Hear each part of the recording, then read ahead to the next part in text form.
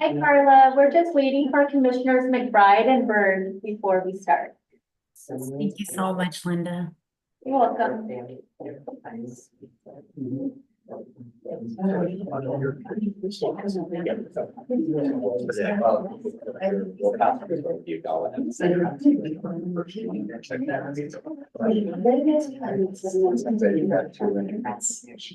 You know, actually, they're gonna jump on everything.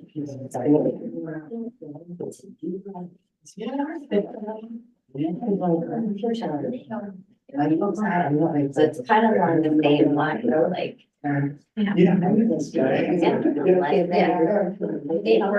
It worked visually, but it might take for, I mean, I don't.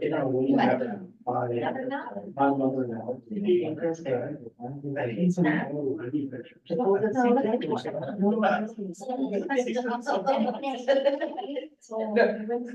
should have put that right there, like. Not mine out of hand, that's your mother. Getting my. Because just the ones like to just her and Jen. Yeah. Or just her and Jen. Yeah. But the whole thing, all of them, Can't none of stand them. She it. looks like that.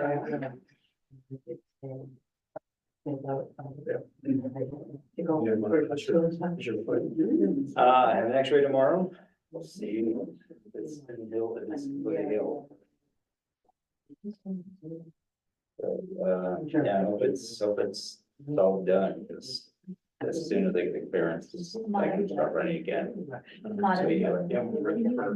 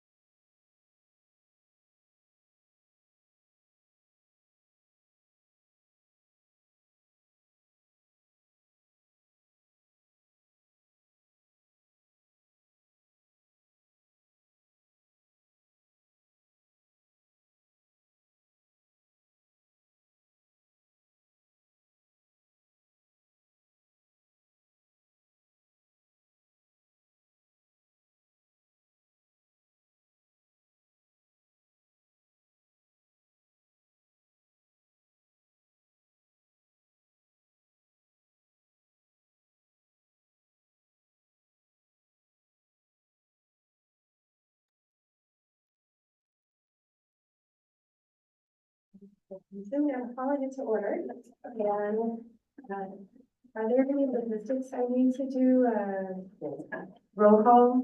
Yes. Thank you. Robert Byrd. Marcela Ramirez. Here. Kara Sagala. Here. And Summer McBride. Here. Quorum is present.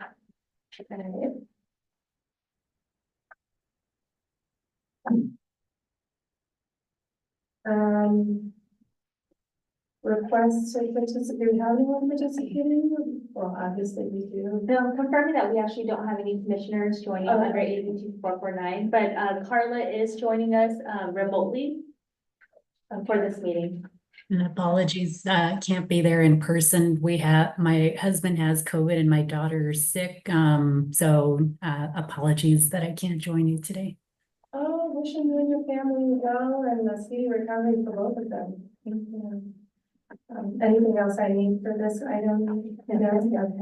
I'm gonna turn it over to Mr. Wagner. Thank you, Commissioner. And actually, we'll start this presentation with Gala Collins, who's our Director of Human Resources. I don't know if folks have met Gala before. We don't often have the opportunity to present HR issues to the board. But Gala will be walking us through a policy that's coming forward for your consideration, and then I will wrap up with a few comments.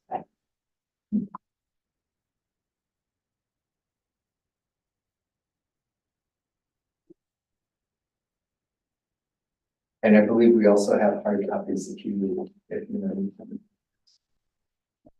Okay, so good afternoon, Commissioners. Today we'll be discussing the compensation and general human resources procedures policy. First, we will introduce the policy, provide an overview of the board-approved 2014 compensation study. Then we will talk about why we are introducing the policy now. And finally, we will discuss next steps. The full policy is in the handouts that you have received. The policy covers staff reporting to the president and CEO of basically our first 5 LA employees. And it is going to clearly delegate authority to the president and CEO for general administration and management of HR, which includes planning, management and oversight of the organizational structure, personnel, and compensation. Now let's break down each of these. Organizational structure is basically how the organization is set up. It refers to things such as chain of command, span of control, delegation of authority, determining the job, departments, and functions in the organization, and the culture of the organization, which includes norms and practices. An example of this type of decision includes determining what duties are included in a job description, as an example. Personnel is going to refer. All right, 1 second. Yeah, next slide, please. There we go.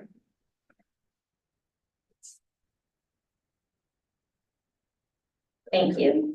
Personnel refers to the policies, procedures, and practices that guide how HR functions, such as recruitment and hiring, onboarding and orientation, training and development, and other HR functions are performed. Examples of these types of decisions include deciding who is selected for a position, the salary offered, or what performance review process we will use for the year. Compensation includes not only, you're doing it and I'm doing it, okay. Compensation includes not only salaries and wages, but any benefits that you would find in an employee benefits package, such as medical, dental, vision, and other types of insurance. It also includes adjustments to our salary classification system to ensure proper alignment to the external market, which is consistent with previous adjustments made every few years based on the external market. Examples of these types of decisions include deciding on merit allocation up to the amount in the budget and approved by the board, adjusting our salary classification system based on the external market, selecting benefit providers for the year, and making updates to our commuter benefits. Next slide, please. Now I'd like to turn it over to my colleague, John Wagner, who was actually involved in the 2014 compensation study that provides the framework and guardrails for how we have implemented these policies today. Great, thanks, Stella, and good afternoon, commissioners. First, I'm going to walk through some of the foundations, which is what we call our compensation study and philosophy from 2014, and then I'll talk a little bit about why we're bringing this forward for your consideration today.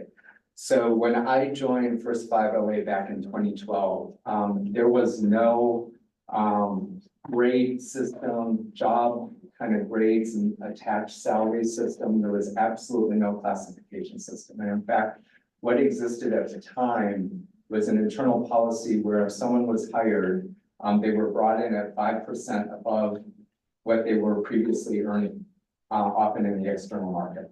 So as you can imagine, this created a lot of inequity in the organization. We had people doing the same job, getting very different, having very different pay structures.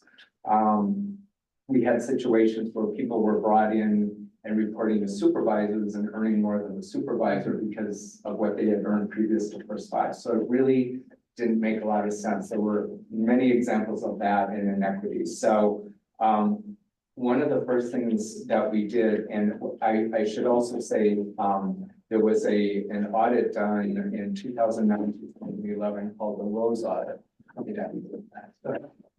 And one of the recommendations of that audit that happened before 2012 was that the organization really should undertake a compensation study.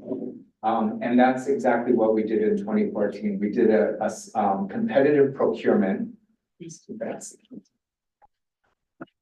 And we selected a California consulting group called the Hay Group. It's now known as Korn Ferry. And what they did is they came in and they did a very comprehensive review of all of the First 5LA positions, job descriptions. They pegged certain positions to the external market. They did many different external market surveys. They looked at our comparables compared to other organizations, nonprofits, foundations, government. And they came up with a number of recommendations that were brought to the board in 2014. And this really became the foundation for our human resources administration and compensation system that we have to this day. And what the board approved back in 2014 were the two items on this slide. First of all, was a compensation philosophy, which I'll briefly go over, which is really the tenets or principles that should guide how we administer compensation for this organization. The board that was brought to the executive committee at the time and the full board, the board approved that. Second piece of that was that they endorsed a formal salary classification system. So we have grades from, I think, grade 10 to about 24 inside the organization. There's clearly delineated job responsibilities that determine at what grade a position is located at, and then there's salary ranges that are attached to each of those grades. And so those were the two things that were brought to the board in 2014. Again, the board approved the compensation philosophy. More recently, we did bring that compensation philosophy back in 2022. For those of you who were around at the time when we were in the process of launching a new recruitment for the new executive director, now president CEO, and that compensation philosophy was reaffirmed by the executive committee in 2022. Next slide, please. So this is the existing compensation philosophy. And as you can see, there's 4 real principles. I won't read all of this, but there was a need to really address internal equity, which as I spoke to, there were examples of how There was a lot of disparity in pay and disparity of job functions that we needed to have more equity in. And we also adopted a reward for performance. Prior to the adoption of this, First 5 LA had what often exists in government. It was a COLA policy, or cost of living adjustment policy, and it was basically an adjustment in pay based on the a review of the inflation or cost of living. And the board strongly encouraged the organization to look at ways in which we could recruit and retain talent. And so we implemented this reward for performance component of our compensation structure. And that continues to be part of what we bring to the board every year in our annual budget. And we call that out actually in the budget process. And then the others were being externally competitive to the market and also taking into account best practices. Next slide, please. And so the reason we're doing this now, Amara, if you could go one more, is the board, as you all know, the board did approve our new strategic plan last year. So we've got the 2024-2029 strategic plan in place. And at the end of the year, our president Carla announced the alignment of the internal organizational structure to the work in that strategic plan. And that was announced at the end of last year and implemented this past spring.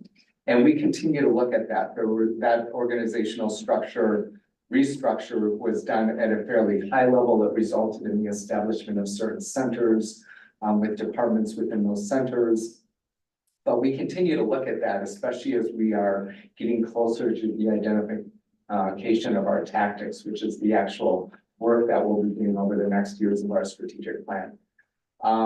So while we're going through this process, it's timely to be bringing this policy forward to the board to clarify the role of the president and CEO, that the board is delegating the authority in these areas for the administration of human resources in the 3 areas that Gala walked us through. In addition to that, in our last audit, the audit that concluded for our last year, we, as you know, got a clean audit. As part of that audit, the auditors made some management recommendations to the organization. And one of those recommendations was that it would be best practice and it would enhance transparency if we developed a board-approved policy that clearly delegated the management of human resources and the 3 areas, including org structure, personnel, and compensation, to the president and CEO, which is our practice. But we had not had a board-approved policy to that effect. So the policy you see in the materials is an umbrella policy that does that delegation. Could you go to the next slide? And on the next slide, you'll see that there is continued very significant involvement in the board. And I just want to walk through what some of those touch points are. The first is that in our bylaws, the president and CEO, just like we're doing today, will regularly engage the executive committee for advice and consent in personnel and compensation matters. So we did that through the compensation study in 2014 that I mentioned. We're doing that today with the informational item of this policy. Importantly, we also continue, and the board continues to have a very direct role through our annual budgeting process. So as you may recall, when finance develops a policy, we have a programmatic budget, we have an operating budget, and we spend a fair amount of time on the operating budget, breaking out costs of, salary costs regarding wages and staff costs regarding wages, salaries, and compensation. As part of that presentation to the board, we always call out assumptions. So for example, this year when we included our merit, we spell that out in the budget process and we indicate what percentage we are dedicating of our operating budget for merit purposes. And we will continue to do that. And that's the board's opportunity to continue to review our operating costs for the budget. And then finally, the thing to acknowledge, which I know the board appreciates, but also just to acknowledge that we take this into account very seriously. And that is the fact we are stewards of public funds. And we need to keep this into account as we think about the administration of our compensation package for staff. So let me turn it over to Gala on the next slide. I believe it's yours, Yeah. Gala. One more, please. Thank you so much.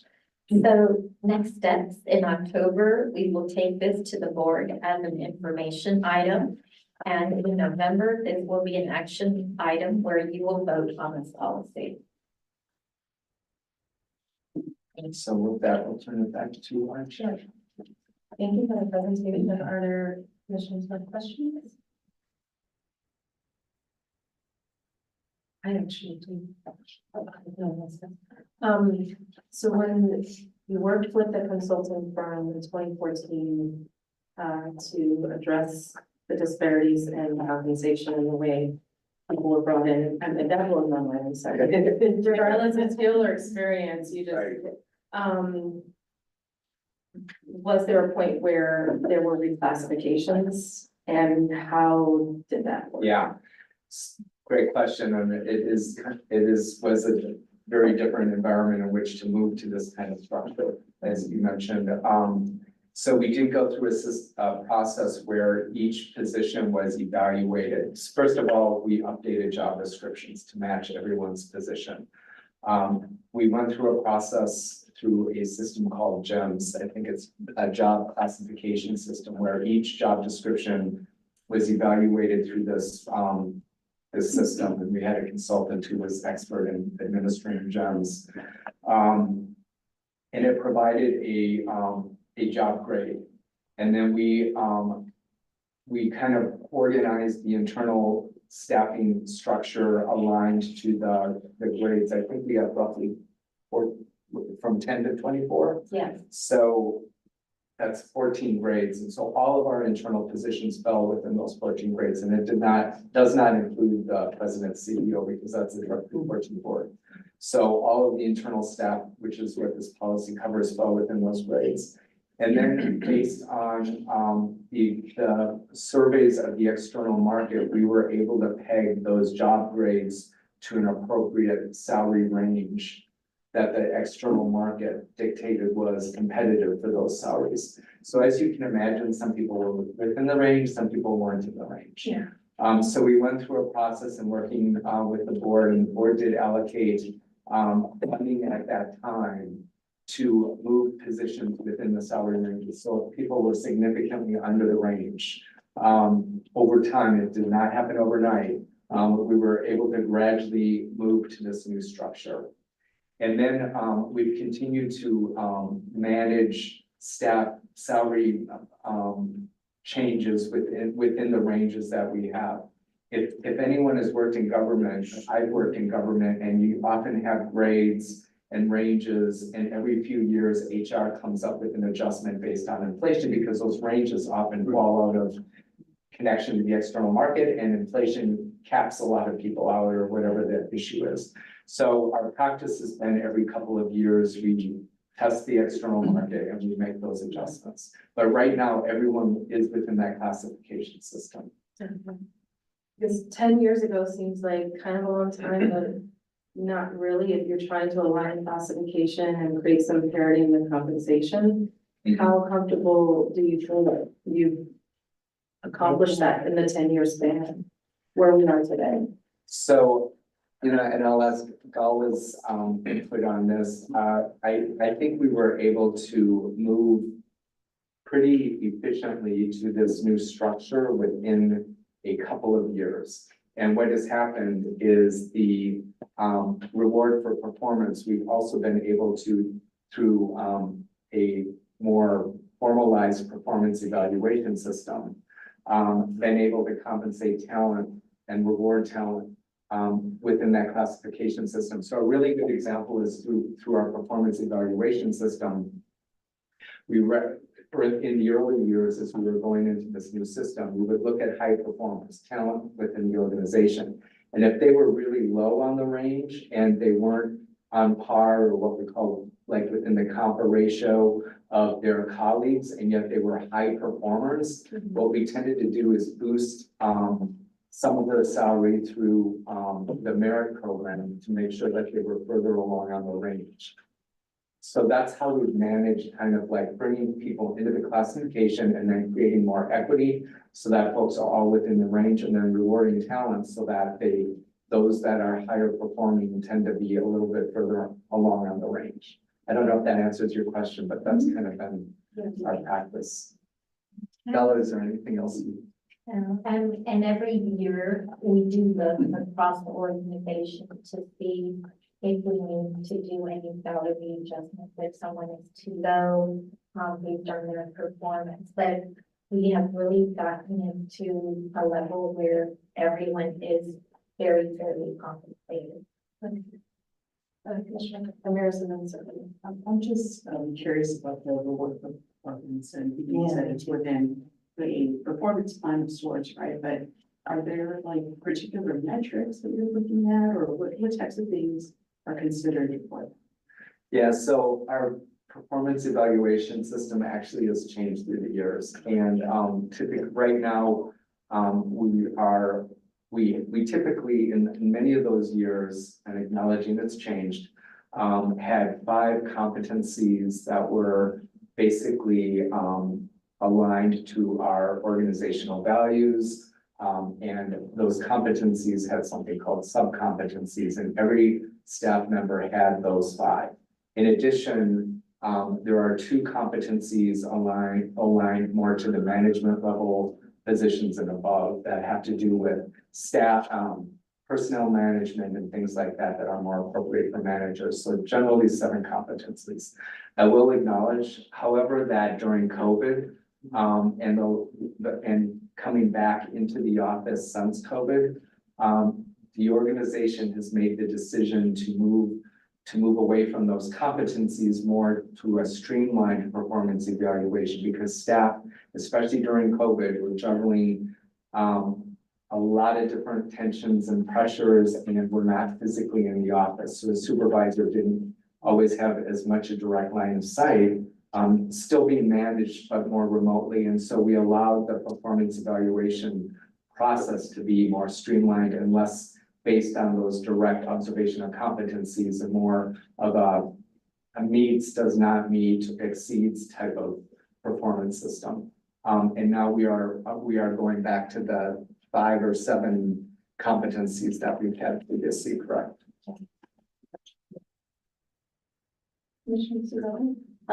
So when you're using the competencies, the staff member is appraised as to where they are and what they need to do to move up? Or is it, how does that work?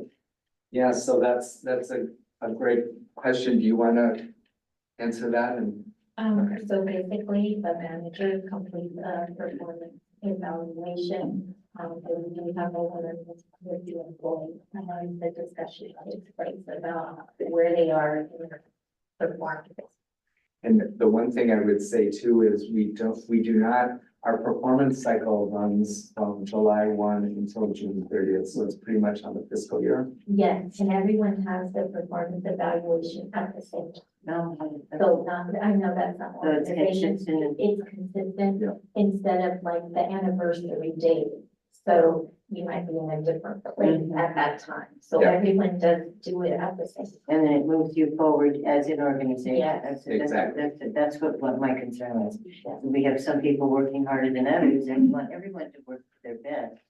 But if we're working together as a unit, then it seems to be more cohesive.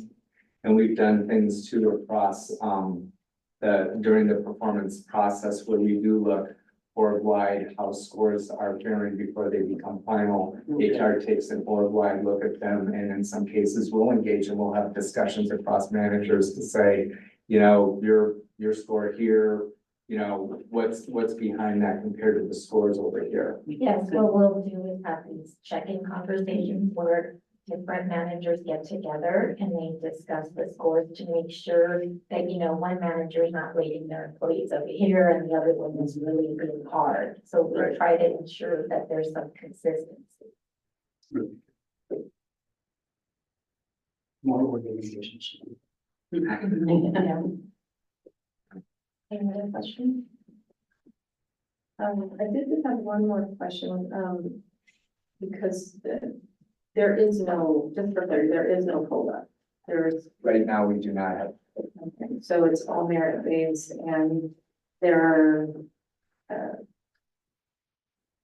I guess, practices in place to ensure that there is opportunity for everyone to be able to have their pay increase based on that evaluation, and if they don't, I'm assuming, I don't want to get into the performance evaluation, because that's a totally different topic for another time, but if there's performance improvement that is needed before there is an increase in compensation, is there support that's provided there to ensure that everybody is validated?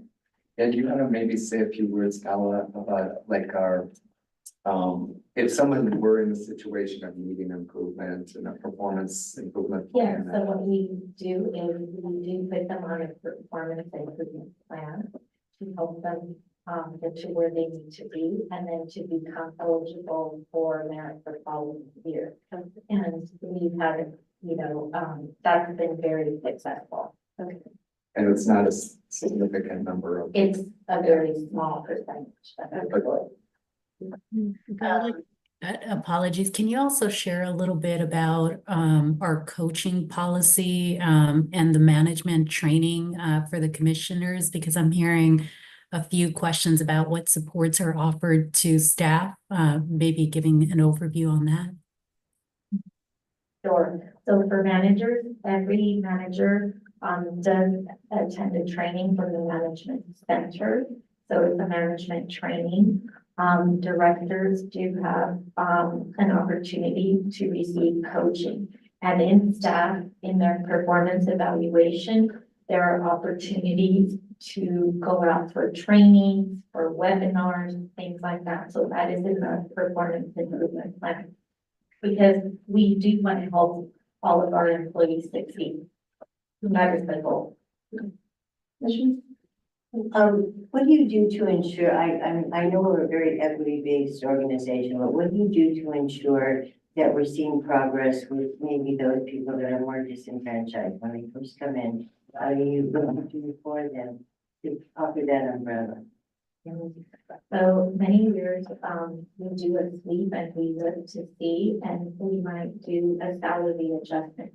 So if they're a high performer, for example, we see that they're below the 100% comp ratio, which is what the market is currently paying, then we take steps to ensure that they're at that market salary.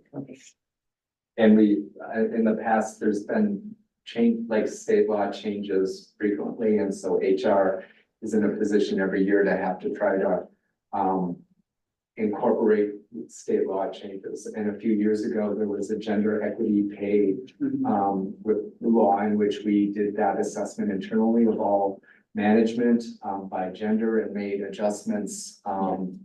So that would be an example where you're constantly having to review where people are in the classification structure and looking at those areas for adjustments.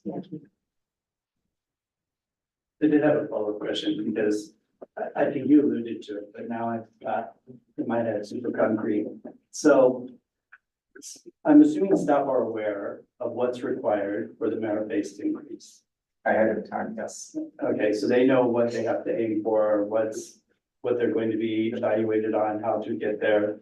So come June, it won't be a big surprise to people.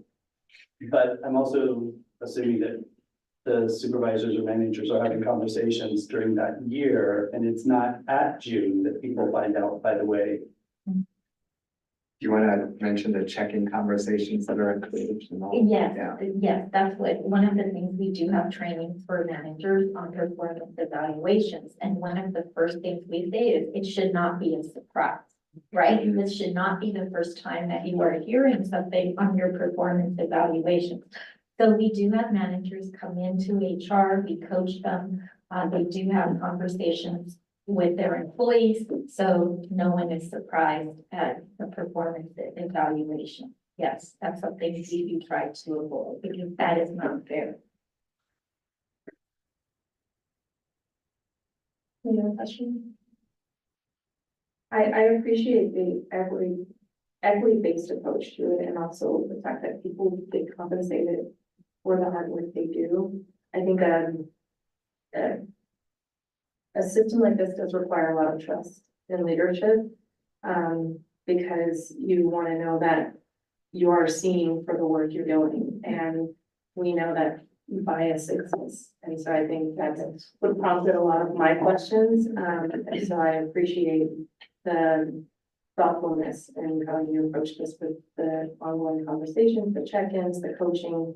I think just have one more question about this. If an employee is evaluated and they don't agree with the evaluation, and they do feel like from their perspective, they've given a lot, is there a next step that allows them to appeal, or what would be the next step for that? Yes, they can appeal, and, they can turn in their side of the story. Basically, they also have a conversation with the manager, and sometimes the manager has, for example, said, oh yeah, I forgot that happened. And then we have gone back to adjust the scope. So it's an iterative process Yeah. with human resources, but exactly that. And we do ask employees to sign their performance review, just to acknowledge that they've had the conversation with their manager or supervisor. And it clearly states it does not mean that they agree. And it's that opportunity in which, as Gal was mentioning, they can provide a paragraph or a page or whatever they want to tell their version if they disagree with the review. I appreciate that. I think those are three keys: timely, two-way, and iterative. Yeah. That's how you protect both parties. So I appreciate that. Thank you. I don't have any more questions. Any others? I'm confirming there are no public comments items. Okay. So we'll see this again, at the board. On October. Yeah. That's it for this item? It is, Okay. yeah. And we can move on to the next item on the agenda. Also, information? Yes, and our colleagues in finance are laying this one as well. Or JI. Great. Good afternoon, commissioners.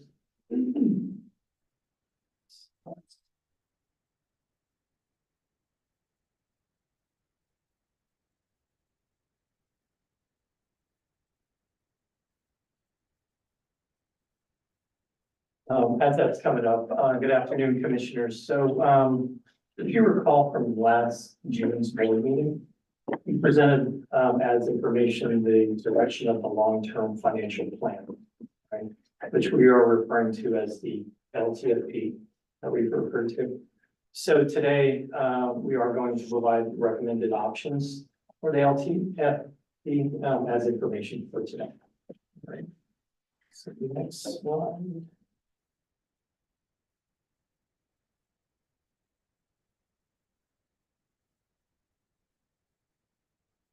So, as a quick refresher, we will provide a brief background and the principles that guided our recommendations for today. Then Raul will do a recap and provide, the recommended LTFP options along with the implementation of next steps. And then, John is here available, to help support any programmatic questions that may come up later. For background, the current LTFP was adopted about 5 years ago and was supporting the old strategic plan. The current LTFP also had established spending limits that guided our past annual budgeting process. So if you recall from past annual budget process in the past, we would mention that sometime how we achieved a budget that were within the spending limits. This is what those spending limits were referring to. As another note is that these spending limits served a different purpose since they were part of the old strategic plan. And that purpose was essentially to align our revenue and expenditures by fiscal year 28-29. So in other words, we have historically, because of our fiscal reality, had our expenditures higher than our revenue. So this one had a strategy at the time, the LTFP, to align that revenue and expenditures by fiscal year 28-29. So as a result of that, of matching those, that would intended or was would result into depleting the available fund balance that we have. All right. So that was, again, part of our current LTFP. And finally, the LTFP does not take into account, as we know, the Proposition 31, which, as a reminder, bans the sale of certain flavored tobacco products.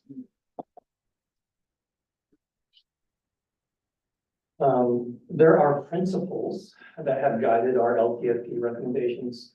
So at the end of the day, it is about how do we maximize First 5 LA resources. As we have shown in, if you recall, the sustainability framework, which you can actually see as one of the last slides in the appendix, the sustainability framework, where ultimately we do want to have the greatest impact to our youngest children and families. It is also about how we provide consistency and stability while partners work in the community within their contracts. So in other words, again, it can be challenging for our partners to provide services out there in the community if the contract amounts have an inconsistent trend or inconsistent downward trend for those. Right? And finally, of course, ensuring our resources are aligned to our new strategic plan. So again, these are the guiding principles that kind of helped us go through the recommendations that we're going to share for you today. And now for a recap from last June and getting into recommendations, I'll turn it over to Roy Lotay. Thank you. Thank you. Thank you, JR, and good afternoon, commissioners. Appreciate you guys spending your time this afternoon with us and to hear our latest update on the long-term financial plan. So before we move into our final recommendation, I do want to spend some time in providing a recap from what we provided to you at the last board meeting on June 13th, where we provided an update on the direction that staff has been developing for how the organization's long-term financial plan moves forward. As JR mentioned in his opening remarks, we do anchor our final recommendations on creating a long-term financial plan that does allow us to make the greatest impact. And principles such as consistency, stability, and ensuring adequate resources to support our strategic plan. But also, we need to be looking beyond our strategic plan and forward so that we can ensure that our long-term financial plan does not put us in a pathway for a potential fiscal cliff, such as our current long-term financial plan did, because it didn't account for Proposition 31. At the June meeting, we did provide several options on ranges for estimated annual demands, such as the ones that are on this slide. And we showed demand for 5 LA's resources. We're talking about our resources, with different options from 50 million up to 65 million. We also reviewed with you, based on the selection above, the cause and the implications to our available fund balance by the end of 34-35 would be when choosing drawing down one of these dollar amount as stated above. So as an example, when we look at a higher use of our annual spending, such as if we choose $65 million D, the result of our available fund balance by the end of 34-35 would be fully depleted. That means we would have a zero available fund balance. And we would just be relying on our revenue to fund our operating and program budget. We also discussed this. We also discussed the timing. By when should we align? Which, if you recall, really did ignite the conversation and provided us some really good additional information from the perspectives that were shared from our commissioners. And the final option, and to how we look at the trajectory and the appropriate level of ramping down year to year. And as for our reserve, we did assert at the time that we continue our current practice of having a reserve that provides us 6 months of program and operations, which equates to roughly 50% of the total budget.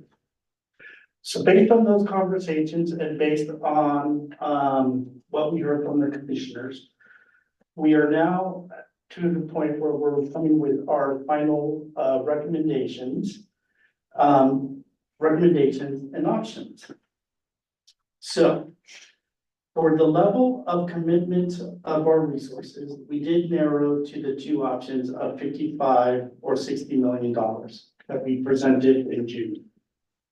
As for the available fund balance, by the end of 34-35, we are introducing two new options that has reduced the projected available fund balance that were presented to you in June by $20 million. So we're now looking at 80, where in the June, we were saying the high would have been 100 and our low would have been 50. We're now showing our low would be $30 million. So that is the real key change from the last June's presentation. Again, the adjustment is driven by the discussion and feedback that we received in June. And what is the appropriate available fund balance by the end of 34-35? We heard comments on how fast should we be using our funds and how slow should we be using our funds. And we also heard, again, about the timing. And at this time, we are asserting that we will align our trajectory of either the 55 or $60 million by fiscal year 27-28. And again, that was driven by how do we look at year to year? So initially, we were looking at from one year to another year, up to a 25% reduction from one year's budget to another. And we had strong reaction from board members. So we took that information and that's what has influenced our final recommendations and options. So what does that mean? I want to spend some time on how it looks when we operationalize. So for the next two slides, we will dive more into the details and the trajectory of how the two recommendations would come about when we operationalize it.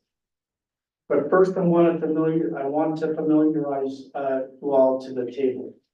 So starting with the rows, we start with our beginning fund balance to the left, and then we show our annual projected revenue. And then we'll show our total demand on First 5 LA's resources. And then depending on the total demand of First 5 LA's resources compared to the revenue and the fund balance, you'll see from year to year the fluctuation on what we're spending more above our revenue and what the impact to our projected fund balance is and how our reserve fluctuates from year to year, which then impacts the final projected available ending fund balance at the bottom.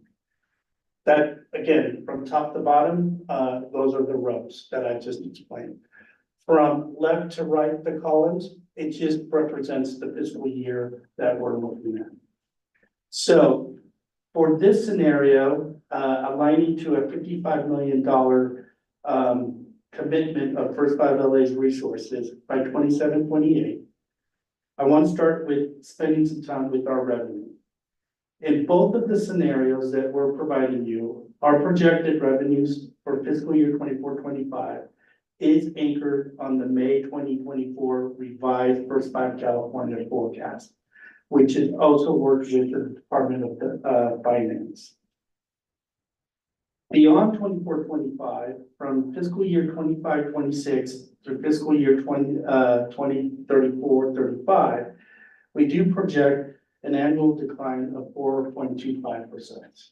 And that is consistent to what we have been seeing outside of Proposition 31. At Proposition 31, we did see a one-time drop that was much bigger than the average. But we are now implementing back to the average because we don't see at this time, any policies that are being proposed that would influence our revenue to decline at a significant step. So again, we're just going back to consistency on what we have seen year to year in our annual reduction. As for the other revenue, we are only reflecting resources that have been 100% secure, which means that these two scenarios are truly about how we commit our resources long-term. This also does not mean that we're not proactively looking for how we sustain our work. In fact, if you look at the columns for 23, 24, and 24, 25, we do reflect those resources that we have been able to secure and reaffirm and reaffirm, and that's why we are reflecting those. But if we're not able to secure resources long-term, we're not going to show them. So that way we can know that we need to live within our means. That's why we're just really highlighting this. But again, it doesn't mean that we're stepping away from our commitment to sustaining our work. And as JR noted, we are providing a sustainability framework, and we do see that hard work that staff has engaged in columns 23, 24, and 25, 26. Where in 25, 26, we are showing $9.2 million. 24. Yes, 24, 25. Thank you, John. Now to move to our estimated demand of our resources. Again, for this scenario, we're targeting to get to $55 million of our resources by fiscal year 27-28. This approach would require us to use an annualized reduction of roughly 15.6% for the next 3 years, starting in 25-26, which is a higher reduction year to year compared to the reduction that we did from 23-24 to 24-25. And by choosing this option, we do project an available fund balance of roughly $84 million for fiscal year 34-35. Moving to the next scenario, aligning our estimated demand to first 5 LA's resources to $60 million by 27-28. Again, our revenue projections do not change in this scenario. The only change that you do see within that revenue section, compared to the $55 million option we just went through, is the interest earnings does decrease. And the reason why our interest earning does decrease is it is primarily due to the average balance to invest year to year is lower. And that's because we're using more of our resources on the front years and spreading that out, so then you have a lower amount to invest long term. Again, this approach is to target us to get to $60 million by fiscal year 27-28, and would require us to use an annualized reduction of roughly 13.3% for the next 3 years, which again is higher than the year-to-year reduction from 23-24 to 24-25. If we were to choose aligning ourselves to $60 million by 27-28, our projected available fund balance would be roughly $33 million by 34-35. Again, I want to remind us that the reason why these two scenarios are showing difference in the available fund balance by the end of 34-35 is because we want to acknowledge that we heard what the commissioners were stating. And what is the rate and the speed of how fast we use our resources? And what is reasonable for an organization such as ourselves to be an organization that's able to be stable, create stability, and create consistent to our partners. And both of these scenarios delivers that. And I feel it does deliver fidelity to the conversations that we've been having for the last couple of months. So in summary, we have two options. By 27-28, we will align to either a $55 million organization or a $60 million organization. And by choosing one, either the 55 or 60, our projected available fund balance by the end of 34-35 would be roughly 84 million if we pick the 55 million, option 1, or 33 million if we pick option 2, 60 million. Now to move into the implementation and next steps. So our projections are at a very high level, and we realize that we're now just reflecting our resources that we believe are coming in, the revenue, and our commitment to what we're going to allocate when it comes to our resources. It is through our budgeting process. Oh, sorry. It's through our annual budget development process that we will align our resources to the final set of tactics under 24-29 strategic plan. And again, this will all be aligned year to year with our annual budget development process.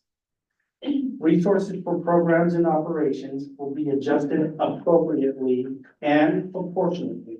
I want to make sure I highlight the word proportionately, that we will always be looking at programs and operations, and we would adjust those appropriately year to year to meet the needs of the organization and our work with our partners.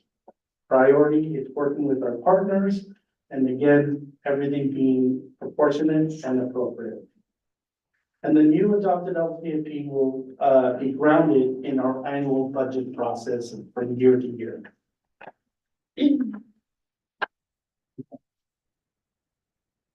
Again, though, on the outer years, our secured resources are not showing, it's showing 0 at the time. We want to make sure and highlight that we do prioritize our sustainability framework, and our efforts will be reflected through our annual LTFP updates and budget.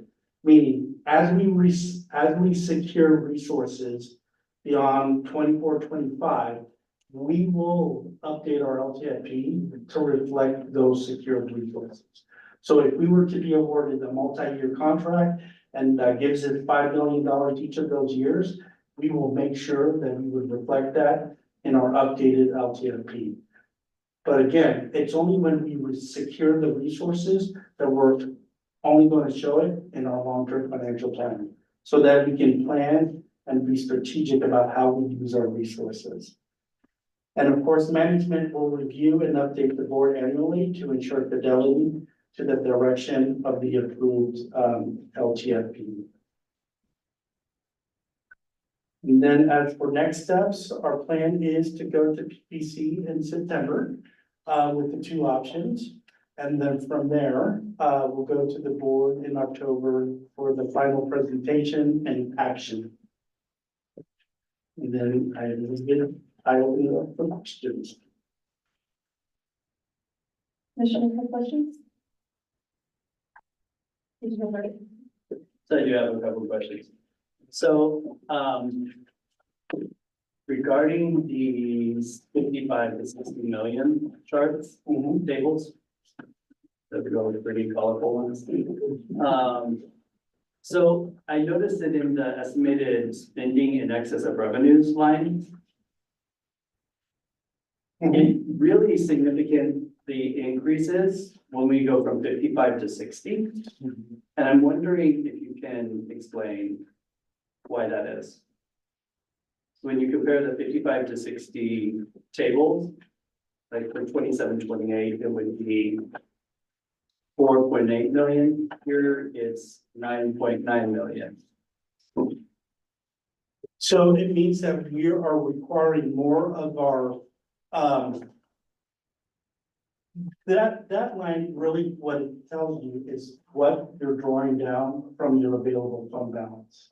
So the more that you are spending upfront, the higher your demand compared to your revenue that you're receiving is going to be.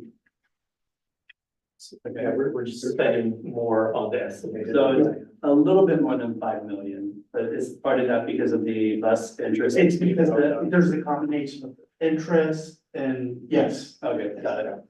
And then the other question I had is, between fiscal year 25, 26, 26, 27, you're decreasing your program funding by 26%. What would that look like in terms of your operational budget? So again, that's where we're pivoting to how it would be reflected in our budget, in our annual budget. So right now, we are not determining what's program or what's operations. We would be determining that as we bring our work planning and resource forecasting year to year in our budget.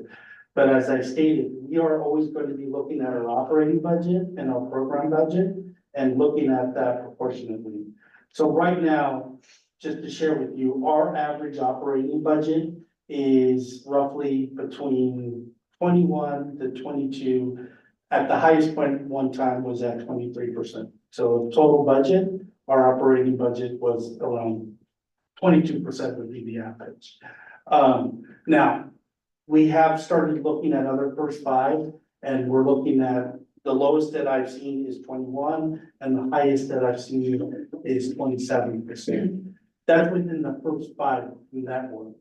Now, when I start looking outside of the first five network and like looking at county department's budget, it's when you map it to our definition, you can't even compare it because the operation budget for county department is much, much bigger than our budget is. So, but yeah. What I hear, to get to the question, what I hear Raul saying in the earlier slide, so if, depending on where the board lands, if in this example, our total budget was going down 13%, we would be looking to approximate that 13% reduction both on the programmatic side and the operating side. Proportionally. Is that, yeah, that's the question, because if you're reducing what you're funding in terms of services programs by 26%, I would think the staffing needed to oversee or, monitor those programs would also be tapered. Exactly. Okay. That's if we align exactly to this, but as we identify other revenue, right, that may offset what that 26% may look like and the proportionate, because sometimes we'll identify other revenue that's restricted for something specific. Yeah. It could influence the Right. size of program or the size of the operating. Thank you. My question actually was similar to that, I heard you say that you only included funding that has been secured, right? But the additional funding, the building, just all these other things, how then does this come into play? Is it like the long-term financial plan gets revisited on a yearly basis or? Yeah, so we will review it on a year-to-year basis and we will bring updates to the full commission as we do with our budget process. As we secure, which, we're in talks with different entities about potential leasing of our second floor. Once we're able to potentially sign a lease and see it's a 5-year, 7-year, 10-year lease, we will then put a value to that and we would also reflect it into our LTFP. Yeah. Do you have any questions, Commissioner? I just took some notes and just so I can make sure I'm understanding this. Even though you've done an excellent job this time and in previous discussions, it kind of, what it comes down between these two scenarios is with one, there's a reduction to the program and or operational costs. And the other, there's a significant reduction to our interest. And so having more of the funding on hand allows us to generate more revenue longer term. And so it's almost like what you're willing to trade off, as far as sustainability is concerned. Yes. And the other thing is, there's an 8% reduction over the 3 years between the two. So in the first scenario, it's, when I'm looking at it, in the first scenario, 15%, then 17% versus 13, 14. it's much closer than it was before, which I appreciate. Which can make the difference, if we are able to secure, additional funding in that, third and fourth year. It's not, I feel like it would send a message to our partners that we're really trying to be intentional about making sure that they're not going to feel this as significantly. Because it's not such a great difference, but just that 8% or so over 3 years can make the difference between 50 or, the ending balance being 80 versus, 30. So $50 million in 10 years, just for that less than 10% reduction over 3 years.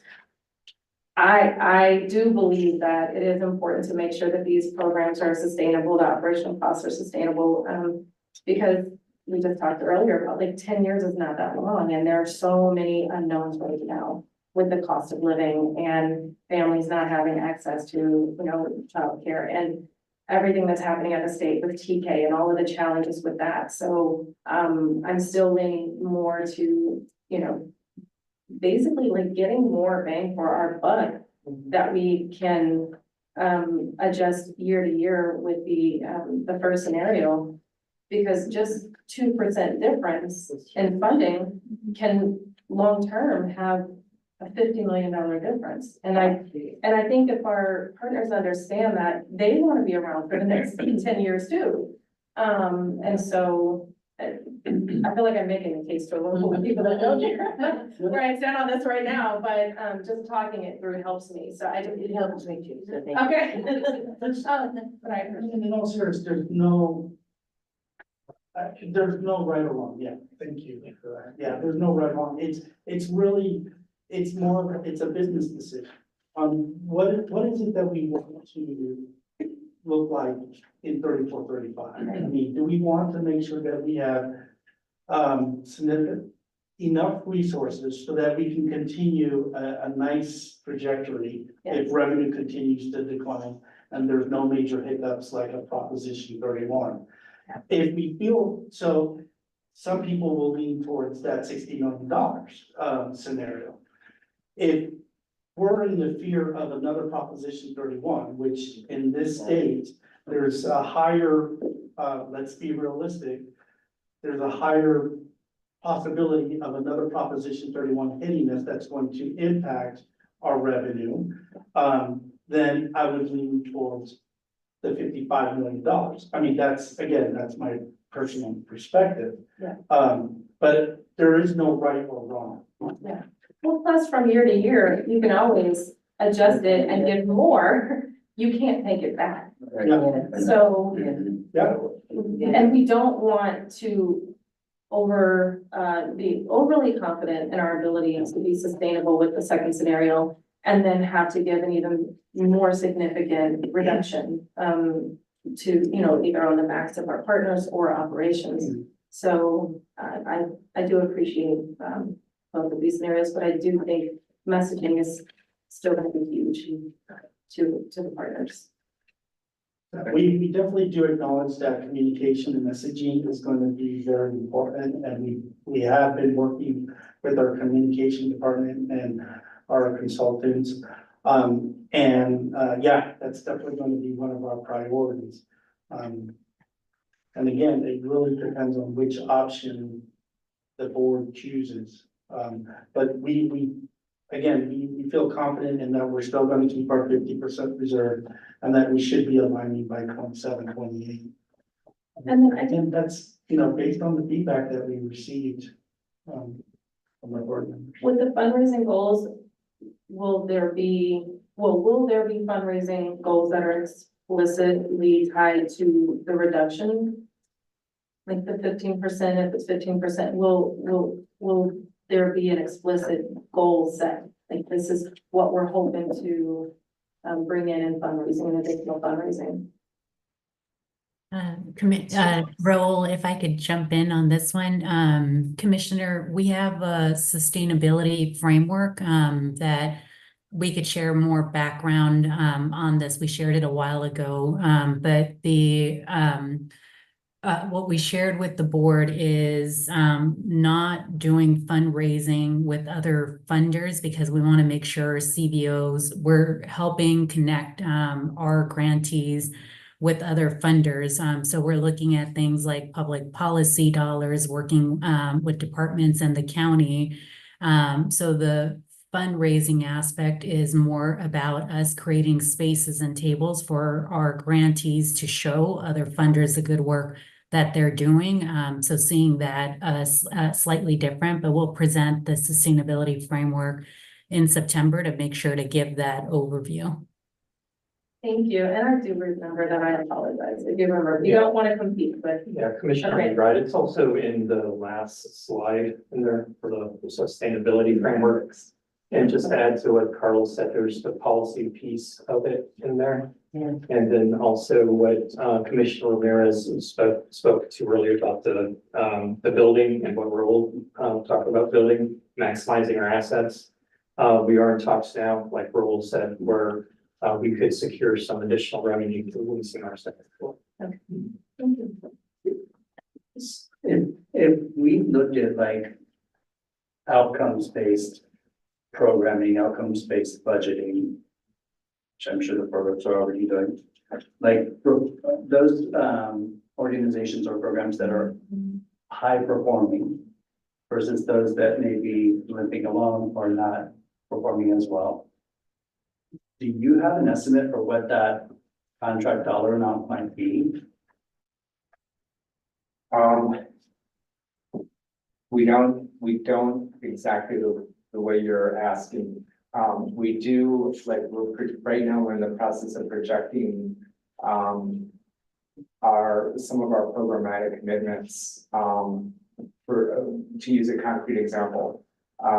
Our single largest investment is home visiting. So we know with the pressure on the programmatic budget is through that. And the flip side is unlike home visiting, we have made some of our programmatic commitments for a certain number of years that are in the process of ramping down naturally, regardless of this exercise. And so a really good example of that is our work with Help Me Grow, where some of it, the board heard about the ramp down last year with DPH moving to a new model. And this year, the component that we're continuing to fund is with LA Care, and that'll be ramping down this year. And those were intended to ramp down because they were investing in infrastructure and things for LA Care to make programmatic improvements and process improvements that we could exit, and those improvements would exist in their like referrals and clinic relationships.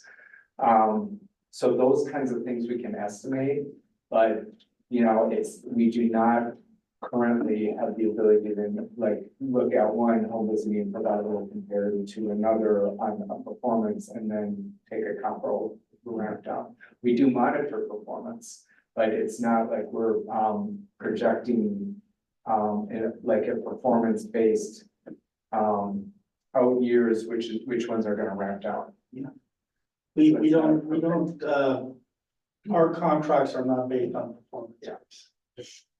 Because it's staffing. Yeah. But there are examples where the way we monitor performance, for example, is if, families are not being served, or the numbers are going below what, we're paying for the infrastructure for.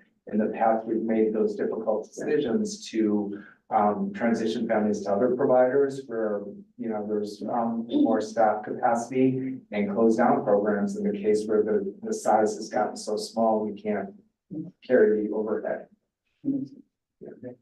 I think that's good stewardship.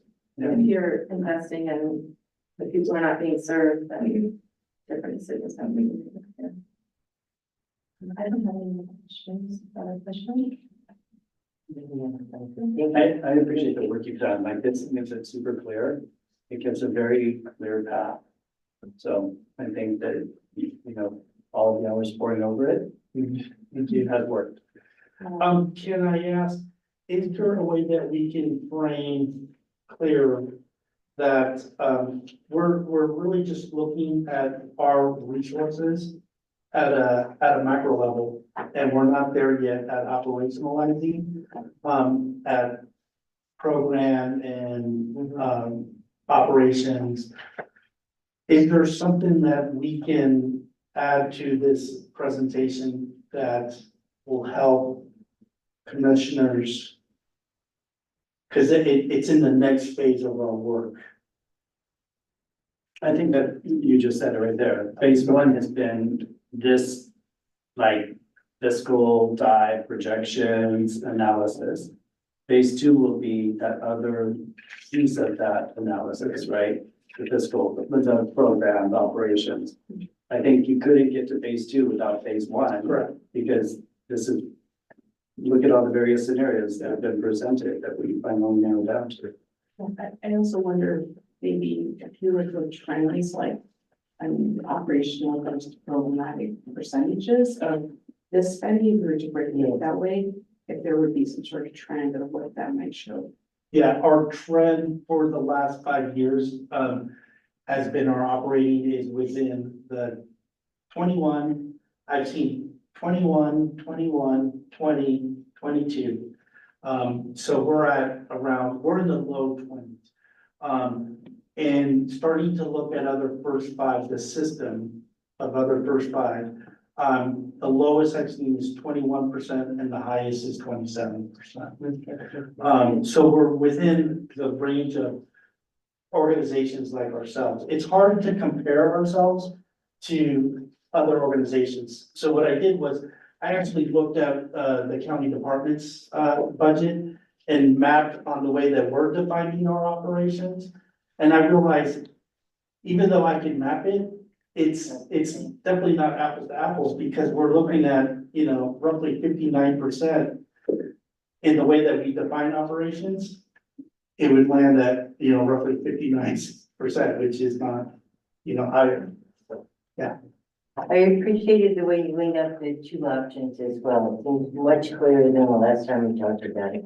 Well, thank you for that. And then again, the operationalization of the whole thing is another phase. But I think for us, maybe going into it, as long as we remind ourselves that we're not there yet in terms of direct application, then it's a good guide, I think. Thank you. I think the last time you guys presented the full board, there was some conversation about like why the reserve, right? Like, and why, and I understand it's for sustainability, right? But I'm just thinking through like, if those types of questions come up again, has your team kind of thought about, or our team, I should say, right? Like thought about like how to respond to that? Yeah, so it's actually conversations that we've had with, back in 2019, when we adopted our new reserve policy from 25% to 50%. And there was a real adamant concern that if worst case scenario, like Proposition 31, or somehow tobacco products was eliminated and no longer sold in the state of California, what would be the plan to sunset first five? And we wanted to make sure that at first we had like 3 months of operations. We need funding programs, so programs could ramp down in 3 months and the organization could ramp down in 3 months. And we got very strong opinion that it needs to be longer. And that's where we landed with that 50% reserve of our budget, because it roughly represents 6 months of operations. And of course, that's going to fluctuate through the year depending on the actual budget and what we can bring in with other revenue. And I think your comment also, Commissioner, relates to the discussion around the fund balance and so there's some who will argue very differently. And I think these options show that we want to make sure that there's some capacity to continue to support this work through the strategic plan that the board gave us and slightly beyond going through 34, 35.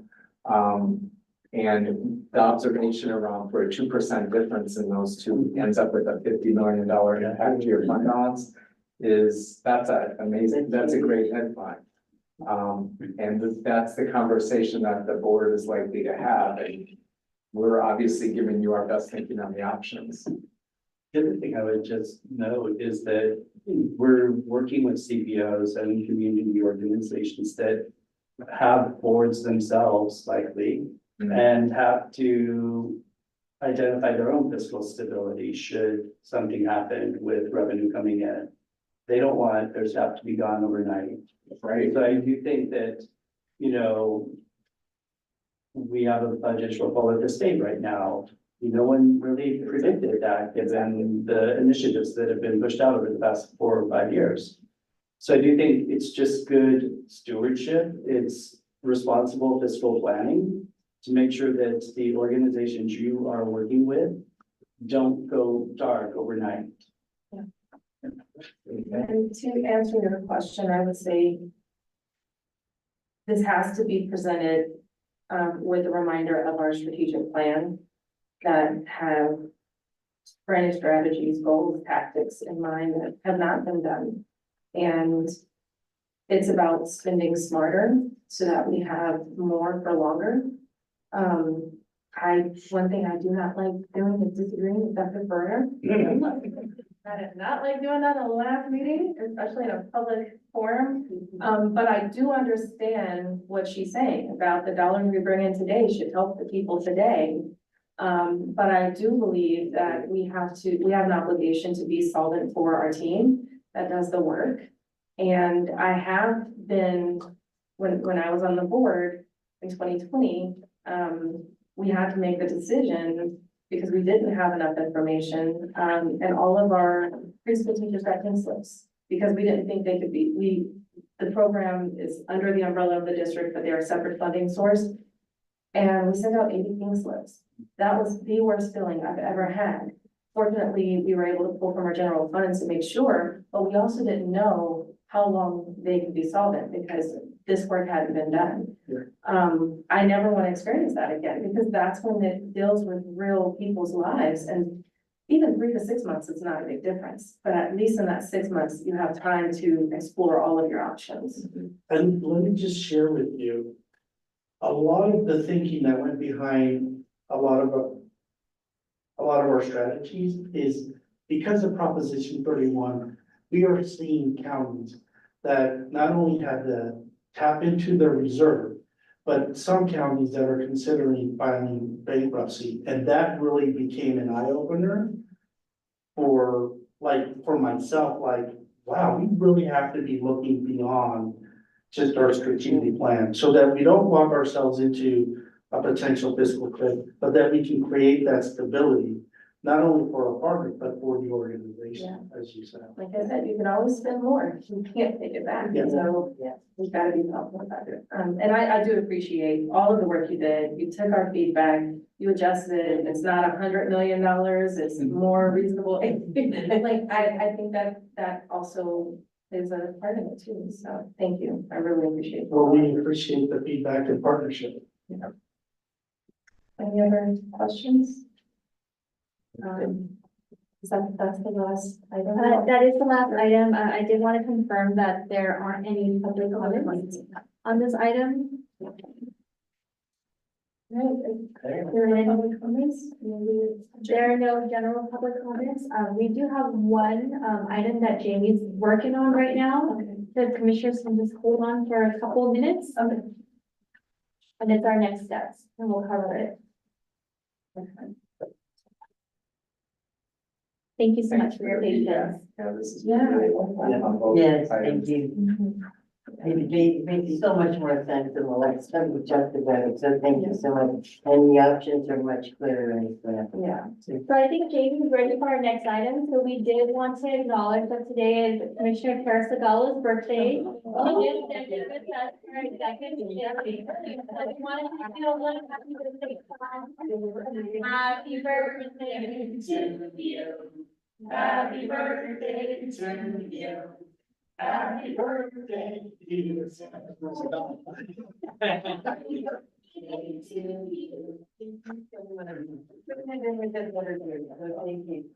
Great way to speak your birthday. I know that. Policies and numbers. Yeah. Commissioner Segala, we wanted to say happy birthday. Thank you for celebrating it with us, and thank you for always reminding us that we have to center all our work on kids. We really, really appreciate you and know that than different things that you're dealing with, and you still prioritize this work. So we're really grateful. Thank you so much. Again, it's a pleasure. It's an honor to be with you all today. So thank you. Thank you for the sharing. Thank you.